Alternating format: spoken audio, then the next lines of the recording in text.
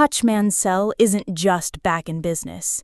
He's been dragged into it, pulled by invisible strings of obligation, loyalty, and unfinished business. And the dangerous truth? Hutch isn't just good at this work.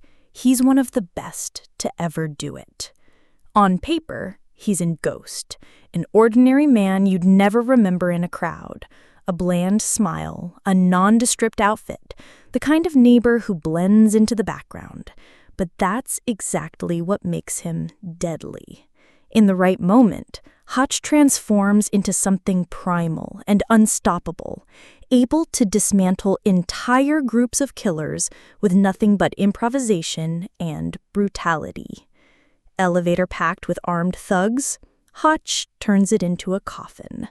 Carload of machete-swinging Brazilians, he doesn't need a gun, just a strip of cloth, a shard of metal, and a few seconds to turn the odds in his favor. But this skill comes at a cost. His body is a patchwork of bruises, gashes, and broken bones. His knuckles are permanent shades of purple. And his family? They're living with a man they hardly see. A father who disappears for work that he can never explain. Then one day, a flash from the past. An old flyer for Plummerville Waterpark. A single summer from his childhood comes rushing back.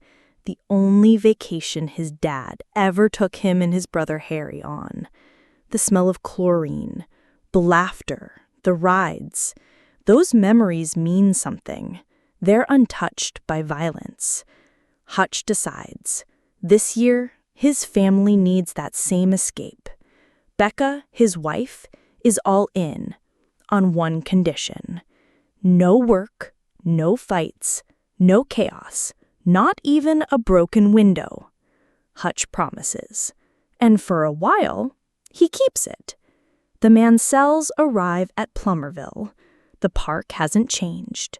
Colorful slides, sizzling hot dogs, buzzing arcades.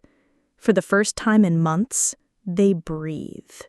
But then, like a curse, trouble finds him.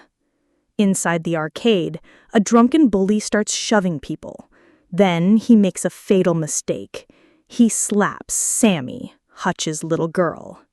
That moment, the promise is gone, and Hutch's other side wakes up. The violence isn't a choice anymore. It's instinct.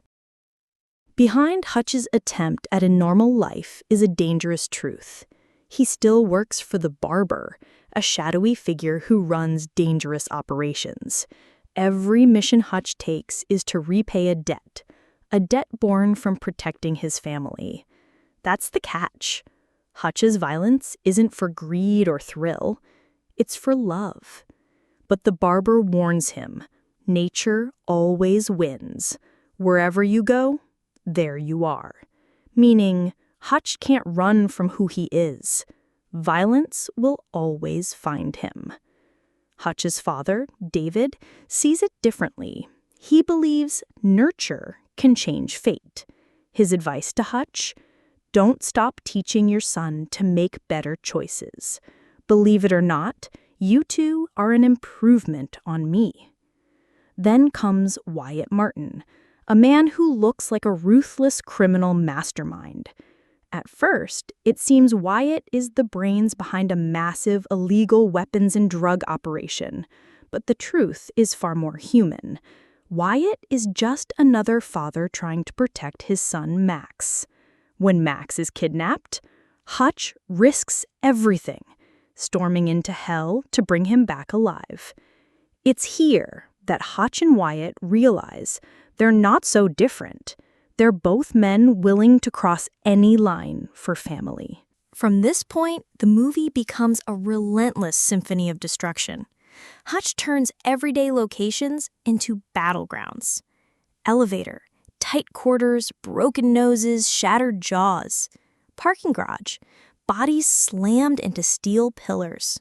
Tour boat, men dragged into dark waters with anchors in their shoulders. Warehouse, drug packs and skulls smashed alike. House of mirrors, blinding lights, sudden blood spray. Waterpark attractions. Pools turn red as violence erupts. Every fight is creative, savage, and filmed with a kind of detail that makes you wince. Teeth ripped out and flying in slow motion. A katana slicing through a man's mouth, his upper skull sliding away. A spinning buzzsaw chewing through a face. Water slides ending in deadly spikes. Point-blank shotgun blasts tearing heads apart. Landmines scattering limbs. A tranquilizer dart piercing an eye. And Hutch doesn't escape untouched. He loses his pinky finger, cauterizes wounds with a red-hot lighter nozzle, and survives savage beatings. His father even stubs out a cigar on his own hand in a moment of grim defiance. Explosions rip through buildings. One in a ball pit blasts men into flying chunks. The dialogue is just as intense. 40 uses of the F word, 8 S words, and other profanity laced throughout. God's name is paired with curses. The film shows drinking, smoking, and club life, with alcohol flowing as freely as the blood. Drugs and weapons are everywhere, serving as both the backdrop and the stakes.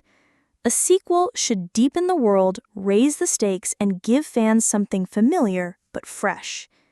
Nobody 2 delivers on Bob Odenkirk and Connie Nielsen's performances. They're believable as a couple willing to fight to the death for their family. But everything else? It's like a reheated meal. Filling, but missing that first bite magic.